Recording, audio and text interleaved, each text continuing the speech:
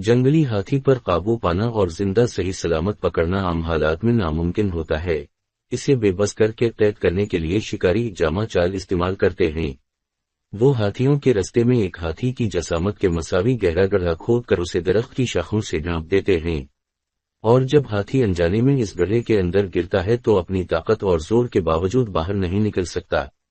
اب شکاریوں میں اتنی ہمت نہیں ہوتی کہ غصے میں مبتلا ہاتھی کو گڑھے سے فوراً باہر نکال کر اس کے غضب کا سامنا کریں۔ ہاتھی کو شانت کرنے اور اسے مکمل طور پر اپنے بس میں کرنے کے لیے شکاری مزید خطرناک چال کا سہارا لیتے ہیں۔ خود دو گروہوں میں تقسیم ہو جاتے ہیں۔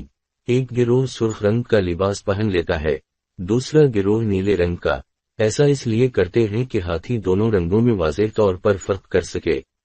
پہلے لال کپڑوں میں ملبوس شکاری آتے ہیں اور ہاتھی پہ لاٹھیوں سے اتنی بری طرح تشدد کرتے ہیں کہ وہ ادم ہوا اور ہلنے جلنے سے قاصر اور غصے